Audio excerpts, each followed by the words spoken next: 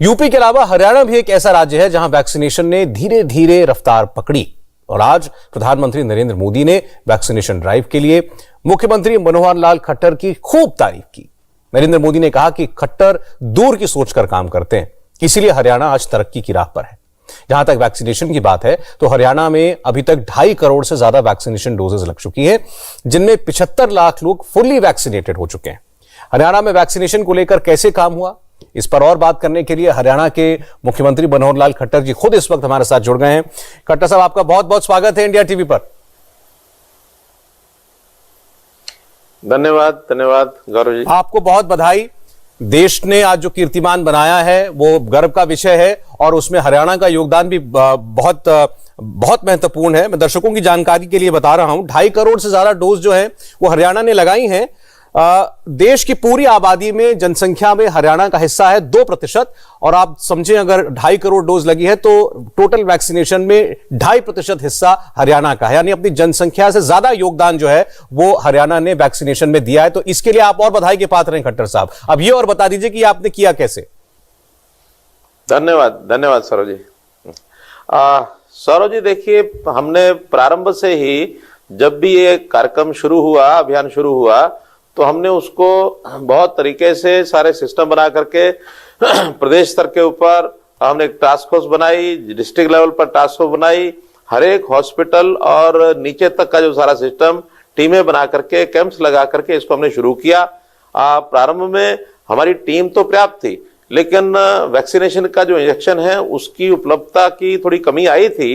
बाद में हमने केंद्र से निवेदन किया तो केंद्र सरकार ने हमको समय पर जितनी जितनी आवश्यकता थी उसका कोटा जो भी हमारा तय था वो देना शुरू किया। हमारे यहाँ एक एक दिन में यानी 1 लाख 1.5 लाख का तो सामान्य क्रम रहा। मेगा जब प्रोग्राम हुआ तो मेगा वैक्सीनेशन का दिन 5 लाख तक भी कई बार हम उसमें गए हैं।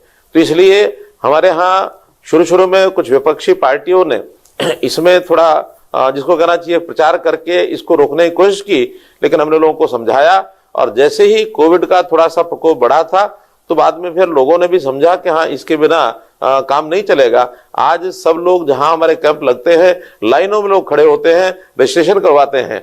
और न केवल हरियाणा के बल्कि हमारे यहाँ तो कई बार स्थितियां ऐसी आई कि आसपास के प्रांतों के लोग, क्योंकि ऑनलाइन सिस्टम था रजिस्ट्रेशन का, ग्रामीण क्षेत्र का व्यक्ति उस प्रकार से ऑनलाइन रजिस्ट्रेशन करवा नहीं सकता था।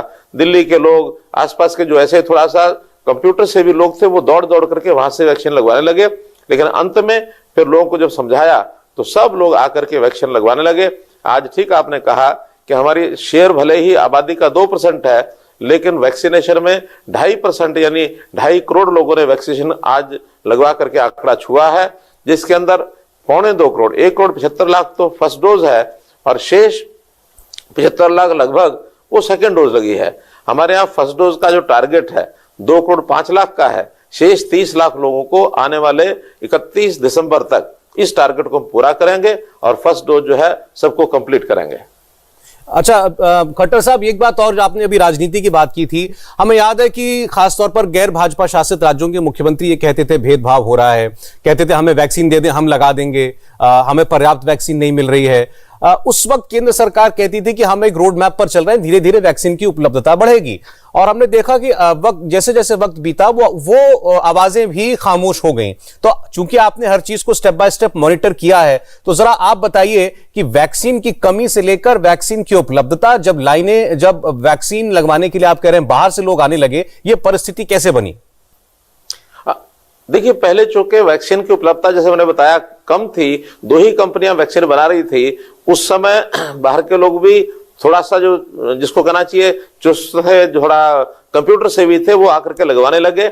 और हमारे जो पड़ोसी विपक्ष के जो लोग हैं, पड़ोसी देश दिल्ली में केजरीवाल जी ने तो ये कहा कि मेरे पास जितनी वैक्सीनेशन है सब मैंने एक ही दिन लगवा दी है। अब एक दिन लगवाने में तो कोई भी लगवा सकता है, लेकिन उस समय हमने कहा था कि जितनी टोटल वैक्सीन आती है उसका एक कोटा होता है हर दिन का।